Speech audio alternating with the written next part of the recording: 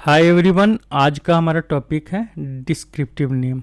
Descriptive name का simple सा मतलब है कि सपोज आप कोई डेटा एलिमेंट क्रिएट कर रहे हो, आप कोई डोमेन क्रिएट कर रहे हो, आप कोई फील्ड क्रिएट कर रहे हो, आप कोई प्रोग्राम क्रिएट कर रहे हो, कोई भी ऑब्जेक्ट आप क्रिएट कर रहे हो, फंक्शन मॉड्यूल क्रिएट कर रहे हो, तो उसका नेम आपको प्रॉपर ऐसा रखना है कि किसी के समझ में आ जाए। सपोज आपने ऐसा ABCD I J K L बहुत जगह आपने देखा है कि वेरिएबल डिक्लेयर किया है DI_डैश A। उससे क्या होता है कि कोई भी अगर आपके उस प्रोग्राम को देखेगा तो उसको समझ में नहीं आएगा कि ये वेरिएबल्स या ऑब्जेक्ट किस पर्पस के लिए आपने बनाया है।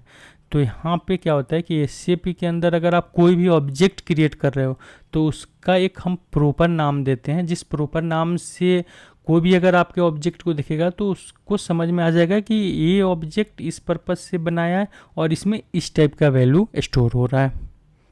इसलिए एसएपी ने यहाँ पे कुछ नेमिंग कन्वेंशन बनाया कि सपोज आप कोई भी ऑब्जेक्ट क्रिएट कर रहे हो, सिंपल सा है, आप जी या वाई से क्रिएट करोगे। उसके अलावा एसएपी आपका दूसरे नाम से कोई ऑब्जेक्ट क्रिएट नहीं होने देगा। अगर आप क्रिएट करना भी चाहोगे तो आपको एक्सेस की लाना होगा। यहाँ पे फुल वर्ड यूज करने के लिए कि सपोज बहुत जगह आप देखोगे, बहुत जगह हम क्या करते हैं कि क्रिएट ORD यूज कर लेते हैं, बहुत जगह क्रिएट INV यूज कर लेते हैं, फेच INV यूज कर लेते हैं। तो वहाँ पे आप पूरा का पूरा नाम डालो। नाम थोड़ा बड़ा होगा बट वो समझने में ज़्यादा क्लियर होगा। उसके बाद हमारा जो सेकेंड ऑप्शन है कि आप नाम ऐसा रखो जो उस प्रोसेस से रिलेटेड है। सपोज अगर इनवाइस से रिलेटेड है तो आप इनवाइस से रिलेटेड ही नाम रखो। अगर इनवाइस में अगर सपोज आप बैंक पेमेंट कर रहे हो तो आप उसका नाम G_Bank_Payment रखो, जिससे समझ में आए कि ये रिपोर्ट जो आपने क्रिएट किया है ये बैंक पेमेंट के लिए आपने रिपोर्ट क्रिएट किया है, जिससे कोई भी आपके प्रोग्राम को अच्छे से समझ पाएगा। यहाँ पे फिर लास्ट हमारा है कि आप रिजर्व नेम का यूज नहीं करो। जैसे भी किसी भी प्रोग्रामिंग लैंग्वेज में आप रिजर्व कीवर्ड जो है उस रिजर्व कीवर्ड का आप यूज नहीं कर सकते हैं, क्योंकि फिर वो आपके एरर में जाएगा। नहीं तो उस रिजर्व्ड कीवर्ड का कुछ और मीनिंग होता है, तो फिर आपको वहाँ पे क्या इशू आएगा कि आपका प्रोग्राम अनएक्सपेक्टेड आपको रिजल्ट देना शुरू कर देगा या डंप देना शुरू कर देगा। तो आप कभी भी रिजर्व्ड जो कीवर्ड्स हैं उसका यूज प्रोग्राम के अंदर ना करें।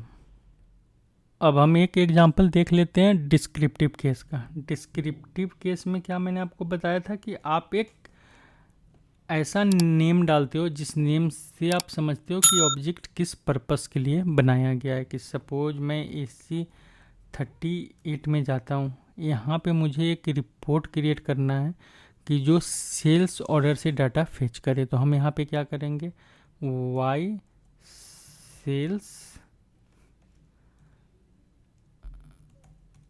रिपोर्ट इसका नाम डालेंगे। मतलब कोई भी अगर कोई भी इस रिपोर्ट का नाम देखेगा तो उसको समझ में आएगा कि ये एक सेल्स के लिए रिपोर्ट बना है।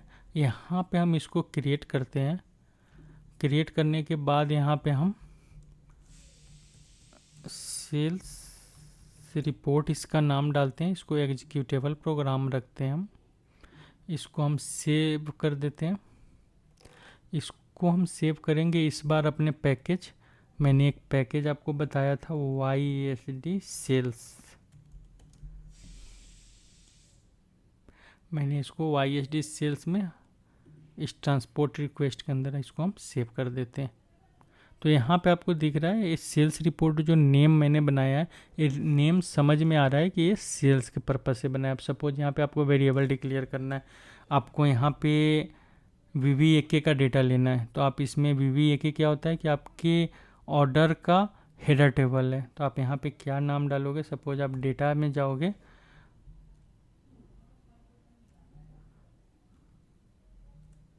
और डेटा में जाकर आप क्या करोगे, यहाँ पे आप एक लोकल टेबल बना रहे हो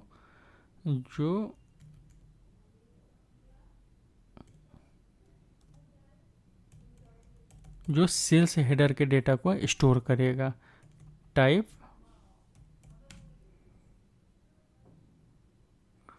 टेबल ऑफ VVAK आपने डाला यहाँ पे नाम। अब यहाँ पे नीचे जब आप सिलेक्ट लगाओगे, जैसे सपोज कोई भी नेम आप लोगे, जैसे सपोज यहाँ पे आपको सिलेक्शन अप करना है,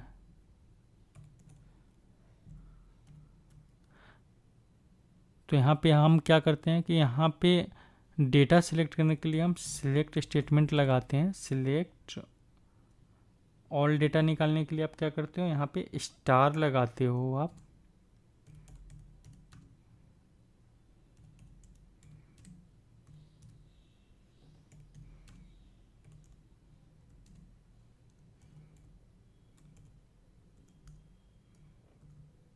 कौन सा टेबल हमने लिया, हमने यहाँ पे टेबल पहले से डिक्लेयर करके रखा है, तो हमें यहाँ पे इनलाइन टेबल का यूज नहीं करना है। हम यहाँ पे इसमें पेस्ट कर देते हैं। यहाँ पे हम एक लिमिट लगा देते हैं अप टू 20 रोज। ठीक है, यहाँ पे अगर ये ब्लैंक नहीं है हमारा,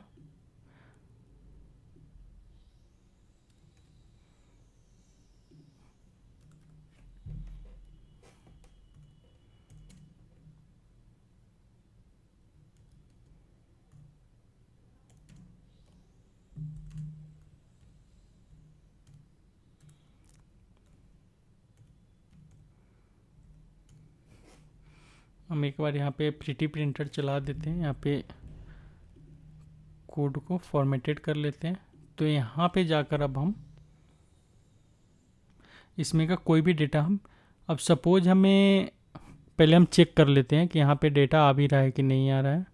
एक्टिवेट कर लेते हैं, हम यहाँ पे देखते हैं कि डेटा हमारा आ रहा है या नहीं आ रहा है। हमने इसको एग्जीक्यूट किया। जब हम यहाँ पे डेस्कटॉप 3 में जाएंगे, यहाँ पे डबल क्लिक आप करोगे तो आपको यहाँ पे 20 रोज आपका आ रहा है इसमें सेल्स हेडर में।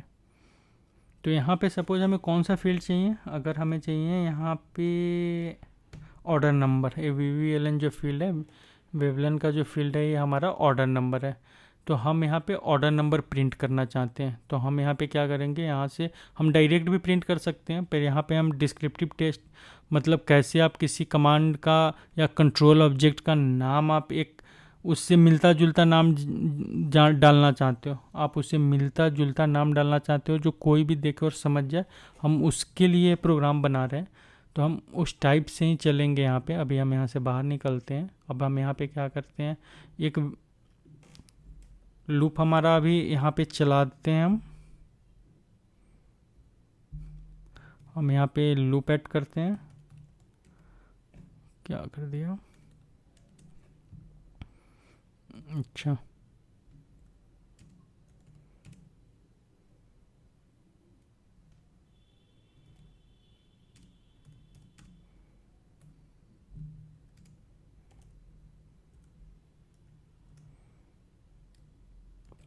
अब यहाँ पे हमें इसका एक स्ट्रक्चर बनाना है। सपोज अभी तो टेबल में 20 रोज है, पर स्ट्रक्चर में क्या होता है कि हम एक रो एक टाइम में एक ही रो स्टोर कर सकते हैं।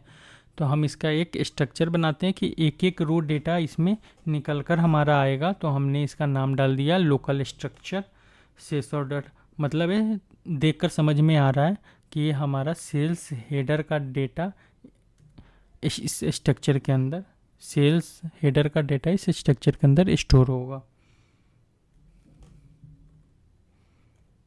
हम यहाँ पे लूप बंद करते हैं। अब यहाँ पे हम क्या करते हैं, एक ऑर्डर नंबर का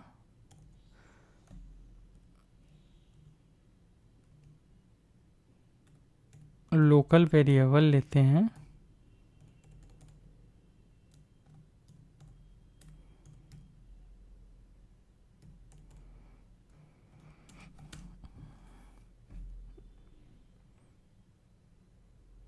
और यहाँ पे इसके हम सेल्स का डेटा यहाँ से,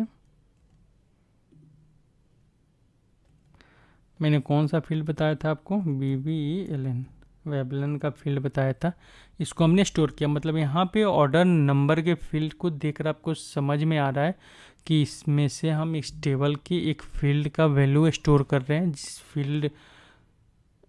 जिस फील्ड का नाम है ऑर्डर नंबर। अब इसको हम यहाँ पे प्रिंट कर देते हैं। प्रिंट करने के लिए आप क्या यूज करते हो, राइट स्टेटमेंट, यहाँ पे 20 फील्ड है।